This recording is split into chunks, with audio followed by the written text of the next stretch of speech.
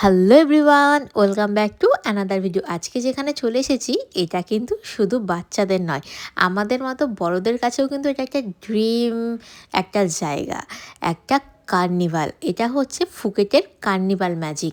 অনেকেই হয়তো এখন এই ব্যাপারটাই জানে, অনেকেই জানে না। তো আমি ভাবলাম জাস্ট একটা ছোট্ট করে ভিডিও করে দিই, যদি কারোর এই ভিডিওটা দেখে হেল্প হয়। বিকজ আমি যখন কার্নিভাল ম্যাজিক যাব বলে ঠিক করেছিলাম, আমার কাছে কোনো বেসিক আইডিয়া ছিল না। আমি ভাবছিলাম কী করবো, কোথা দিয়ে কী করবো। আফটার দ্যাট তো আমরা ক্লুকে এই টিকিটটা পেয়ে যাবে। ক্লুকে টিকিটের ভাগ আছে, একটা নর্মাল টিকিট, একটা ডিনার বাফেট দিয়ে টিকিট। আর একটা কথা বলে রাখি, এরা কিন্তু এই যে সব এখানে প্রতিটা পোস্টার দেখতে পাচ্ছ, এই কার্নিভাল ম্যাজিক যে জায়গাটা আছে, এরা কিন্তু গিনিস ওয়ার্ল্ড রেকর্ডে 9টা প্লেস হোল্ড করেছে। যেরকম বিগ পপকর্ন মেশিন, তারপরে বেস্ট টয়লেট, তারপরে পুরো অ্যাটমসফিয়ারের জন্য, মানে সব কিছুর জন্য এরা খুব ভালো 9টা প্লেস হোল্ড করেছে। আর যারা যাবে তারা বুঝতে পারবে যে জায়গাটা সত্যি খুব সুন্দর। মানে তুমি যে 7,000, 8,000, 6,000 মানে যে টাকাটাই দিচ্ছ, সেটা তোমার পুরোপুরি ঠিক জায়গায় যাচ্ছে, একদম বেকার নষ্ট হচ্ছে না।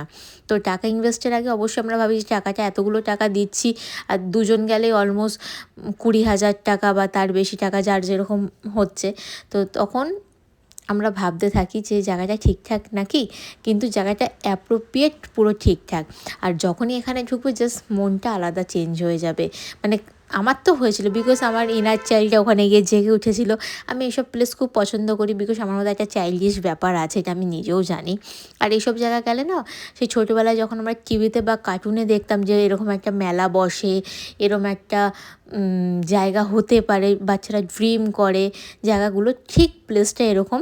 আর আমরা যখন ঢুকেছিলাম তখন জাস্ট মানে সন্ধে হবে হবে এরকম একটা টাইমে ঢুকেছিলাম। তো ওই জন্য জায়গাটা অসম্ভব ভালো লাগছিলো আরও। আর ভেতরের প্রতিটা জায়গার ইন্টেরিয়ার পুরো চোখ ধাঁধানো ইন্টেরিয়ার। আর এই বার্ড অফ প্যারাডাইস যে জায়গাটা, এখানটাই পেয়ে যাবে হচ্ছে ডিনার বাফেটের জায়গাটা। এবার যেটাই বলছিলাম, যে যেরকম টিকিট কাটবে তার সেরকম হবে। কেউ নর্মাল টিকিট চাইলেও কাটতে পারো উইদাউট ডিনার, কেউ চাইলে ডিনার প্লাস ট্রান্সপোর্টটাও অ্যাড করতে পারে। আমাদের ডিনার, ট্রান্সপোর্ট আর অ্যাট্রাকশন সবটাই অ্যাড করা ছিল।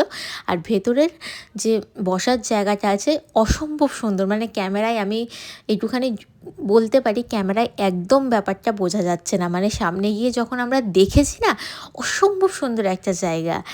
আর এর মধ্যে তুমি ইন্ডিয়ান কুইজিন তো পাচ্ছই, তার সাথে কন্টিনেন্টাল, থাই, আরও অন্য অনেক দেশের কুইজিন পেয়ে যাবে, আরব কান্ট্রি, মানে যে যেটা প্রেফার করে। আর এটা ছিল এই কাউন্টার যেটা আছে, ড্রিঙ্কসের কাউন্টার, এটা হচ্ছে paid counter. Drinks and ice cream এগুলো ছিল পেড কাউন্টার। এছাড়া নর্মাল ড্রিঙ্কসও পাওয়া যাচ্ছে, যেগুলো প্যাকেজে তোমার থাকছে, সেগুলো হচ্ছে কোল্ড ড্রিঙ্কস, জল, এগুলো নর্মাল অ্যাভেলেবেল। বাট কেউ যদি অ্যালকোহল নিতে যায়, তার জন্য আলাদা করে তাকে পে করতে হবে। তবে ভেতরে পেয়ে যেটা দেখলাম, যে মানে কিছু একটা লাইট কিনতে যাও।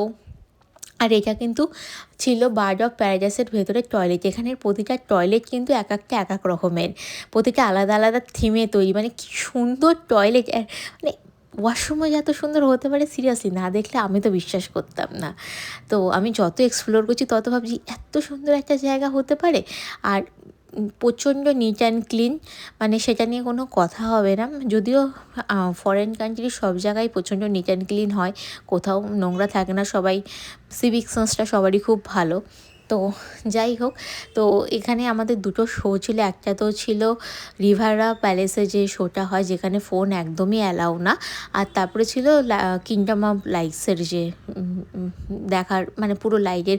আমরা ভেবেছিলাম কিংডম অফ লাইটসে একটা শো হবে, বাট ওখানে শোয়ের কিছু নেই, জাস্ট তুমি ওয়াক করে যাও আর পুরো এরিয়াটা দেখো। শুধু শোটা হয় হচ্ছে রিভারা প্যালেসেই। ওই শোটা হচ্ছে তোমার, আমি শো টাইমটা না এই মোমেন্টে ভুলে গেছি, মেবি 8:30 থেকে 9টা, বা হ্যাঁ এরকমই হবে, বা 9টা থেকে 9টা, মানে এই মোমেন্টটা আমি ভুলে গেছি। তো আমার খুব ইচ্ছে ছিল এই হাতিগুলোকে চড়ার। লাস্ট টাইম ভাবলাম যে শোটা দেখে আসিস, অলমোস্ট শোয়ের টাইম হয়ে গেছে, আর তারপর আমার আর চড়া হয়নি। আর এই যে এটা হচ্ছে রিভারা প্যালেস, এখানেই হয় ওদের শোটা। আর শোটা বেসিক বলতে গেলে খুব সুন্দর হয়, ওদের কালচারকে রিপ্রেজেন্ট করে, স্টোরিটা খুব সুন্দর। আর এটা ছিল বাইরে আর একটা ওয়াশরুম। এটা আমার ভেতরে বার্ড অফ প্যারাডাইসের ওয়াশরুমের থেকে এই ওয়াশরুমটা না বেশি কিউট লেগেছে। মানে যেখানে যাচ্ছি সেখানে সব কিউট কিউট জিনিসপত্র, মানে কোনটা ছেড়ে কোনটা দেখবো, এরকম একটা ব্যাপার। আর আমি প্রথমে ভেবেছিলাম এটা হচ্ছে একটা ডল দাঁড়িয়ে আছে, বাট পরে দেখলাম না, পুরোটাই ওখানকার ওয়াশরুম। মানে শুধু আমি না, আমার মতো যারা ওখানে গেছে সবাই এক্সাইটেড, মানে সবাই ভিডিও করছে। আমি প্রথমে ভাবলাম যে ভিডিও করবো, ওয়াশরুমে করাটা কি ঠিক হবে, তারপর দেখলাম না, সবাই করছে। তো আমি একটুখানি ফুটেজ নিয়ে আসলাম যাতে সবার সাথে শেয়ার করতে পারি। আর এটা হচ্ছে কিংডম অফ লাইটসের বাইরেটা, মানে এখানে এখানে গিনিস ওয়ার্ল্ড রেকর্ডে এদের এই লাইটের কাজটার জন্য এদের একটা পজিশন হোল্ড করেছে। মানে পুরো জায়গাটাই যেদিকে দেখাচ্ছি সেই জায়গাটাই পুরোপুরি সুন্দর করে সাজানো গোছানো। মানে আমি বলতে পারবো না যে এই পোর্শনটা ভালো, ওই পোর্শনটা খারাপ, চুজের কোনো জায়গা নেই। তো এই জায়গাটা খুব ভালো করে দেখে তারপরে আমরা এই ভেতরে ঢুকে যাচ্ছি। এখানে ফুলের গার্ডেন টাইপের করা আছে লাইট দিয়ে। তারপরে অনেকগুলো জায়গায় জলের ওপরে কাজ করা আছে। আর কিছু জিনিস যেগুলো দেখে আমাদের বেসিক লাগলো, যেটা আমাদের এখানে দুর্গাপুজোতে আমরা দেখতে পারি, ওই যেরকম লাইটের কাজ হয় ওইটা। বাট আমার এই পোর্শনটা প্রচণ্ড ভালো লেগেছে। আর এখানে যখনই ছবি তুলছি পুরো জায়গাটাই একটা নিয়ন এফেক্টস দিচ্ছে। আর আমি হোয়াইট পরেছিলাম, আমাকে আরও অন্যরকম একটা এফেক্টস দিচ্ছিলো, বেশ সুন্দর ছিল জায়গাটা। আর বাচ্চারা তো খুব এক্সাইটেড। এখানে যাদের বাচ্চা আছে আমি বলবো তারা অবশ্যই বাচ্চাকে নিয়ে অবশ্যই যাও, বাচ্চারা প্রচণ্ড এনজয় করবে।